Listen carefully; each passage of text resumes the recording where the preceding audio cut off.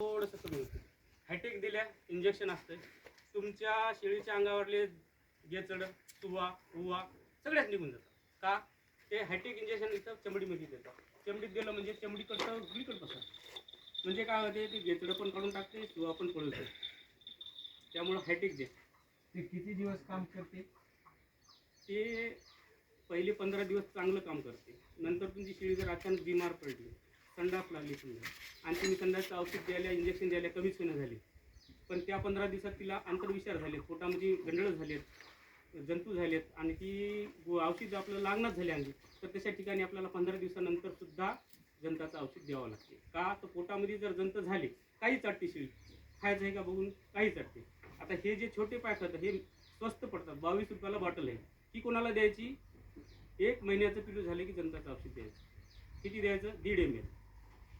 1 महिन्याच्या नंतर जंताचं औषध द्यायचं 1.5 ml.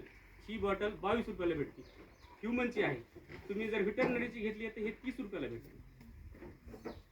30 पासून स्टार्ट आहे. ती महाग थोडी पडते पण काम दोन्ही एकच करतात. 1.5 महिन्याचं 1 महिन्याचं पिलू झालं की 1.5 ml तुम्ही जंताचं औषध देऊ शकता.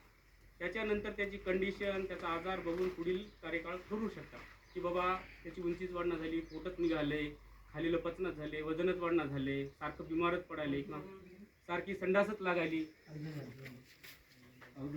त्या ठिकाणी सुद्धा तुम्ही जंताचं औषध एकदा देऊ शकता.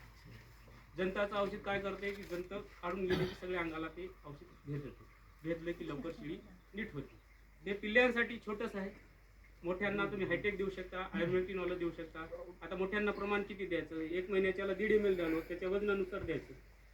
बरं, हे लस देण्याच्या आधी समजा 8 दिवसानं तुम्ही जंताचं औषध पाजवा म्हणाले, आणि एरी बी जर आपल्याला जंताचं औषध पाजवायचं झालं तर किती महिन्याला पाजवा? तेच सांगायला तुम्हाला. लसच सोडून द्या किंवा लस सोडून द्या. मी तुम्हाला लसचा विचारच केला नाही. आता तुम्हाला काय सांगितलं, पिल्लू 1 महिन्याचं झालं की तुम्ही दिलं जंताचं, त्याच्यानंतर शेळीचं पण. आता शेळी तुमची सुधारणाच झाली, हिटवर बी येणं झाली, वाळून चली, तिचे केस गळायले, चट्टे पडायले, तिला वारंवार जुलाब लागायलेत किंवा ताप यायली किंवा ती चाराच खायला पचना झाला तिला.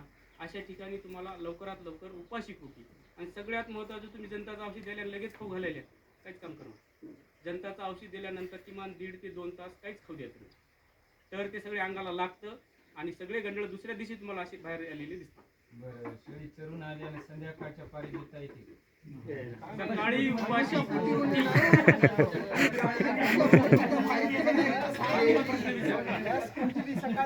सकाळी उपाशी पोटी जंताचं औषध दिलं तर चांगली लागतं.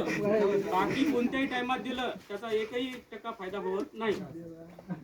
सकाळी सकाळी द्यायचं 2 तास काहीच खाऊ द्यायचं. चहा पिला आपण कसं पिता आपल्याला अंश पोटी उपाशी पोटी काहीच खायचं नाही, उठलं की डायरेक्ट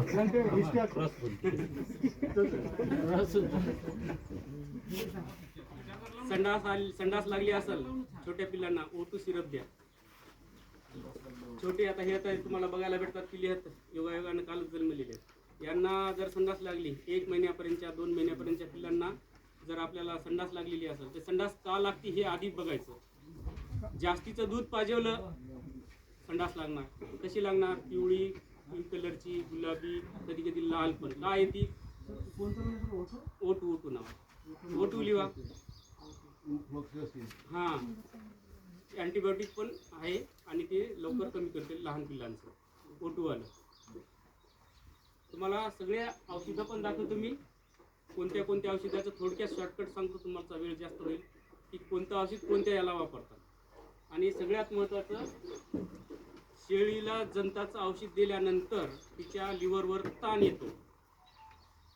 ते ताण दूर करण्यासाठी समजा तुम्ही आज सकाळी उपाशी पोटी तुम्ही जंताचं औषध दिले, तुमची शेळी निरोगी आहे, सगळं आहे, फक्त तुम्हाला वजन वाढ, अंगावर चकाकी यायची, जंत झालेत आपल्याला वाटायले, लेंडीतून दिसतात बारीक बारीक पिवळी पिवळी पांढरे पांढरे, ते जर तुम्ही सकाळी दिल्या आणि नंतर दुसऱ्या दिवशी काय करणार तर प्रोटॉन किंवा लिव्ह 52 नावाची लिव्हर टॉनिक असते.